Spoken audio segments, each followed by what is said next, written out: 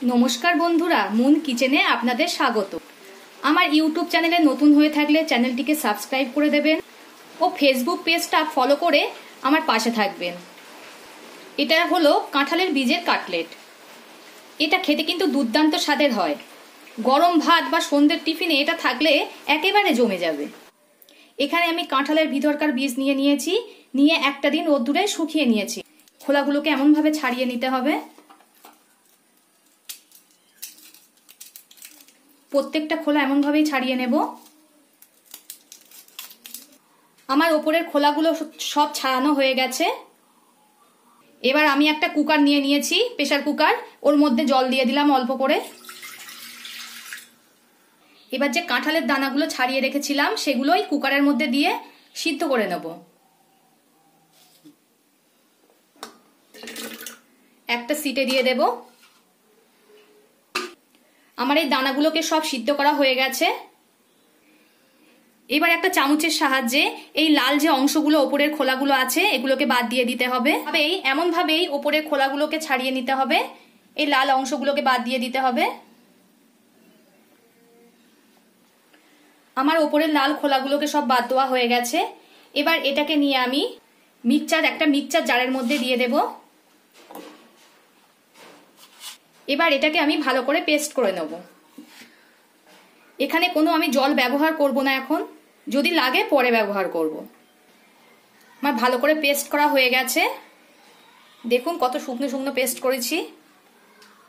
এবার একটা বোলের মধ্যে ওই পেস্ট করা দানাগুলোকে সব নিয়ে নেব।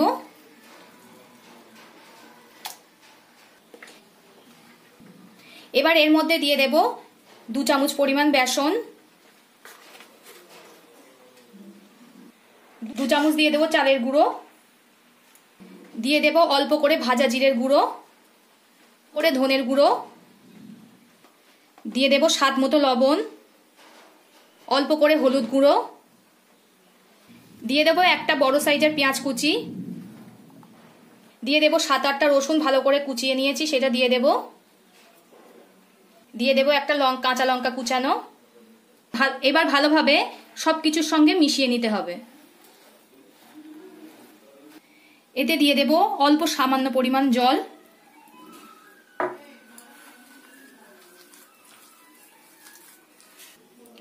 আমার মাখা হয়ে গেছে সব উপকরণ দিয়ে। এবার গ্যাসে একটা কড়াই বসিয়ে দিয়েছি। কড়াটা গরম হয়ে গেছে, এতে দিয়ে দেব সাদা তেল।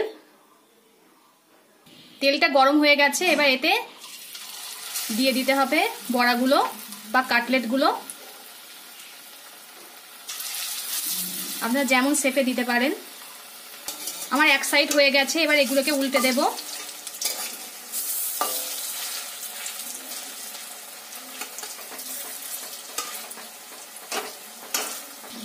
এমনভাবে চেপে চেপে দিতে হবে যাতে ভেতরেরগুলো ভালোভাবে সিদ্ধ হয়ে যায়। আমার ভাজা হয়ে গেছে, এবার এগুলোকে আমি নামিয়ে নেব।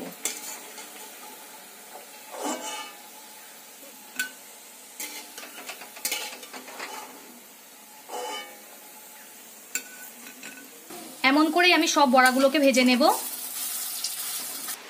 আমার কাটলেট বা বড়া ভাজা হয়ে গেছে। এটা খেতে কিন্তু দুর্দান্ত স্বাদের হয়। আপনারা বাড়িতে একবার ট্রাই করে দেখবেন। গরম ভাতে বা সন্ধ্যের টিফিনে এটা থাকলে একদম জমে যাবে। ভিডিওটা ভালো লাগলে লাইক ও শেয়ার করে দেবেন এবং কমেন্ট করে জানাবেন আপনাদের মতামত। পরবর্তী ভিডিওতে আপনাদের সঙ্গে আবার দেখা হচ্ছে।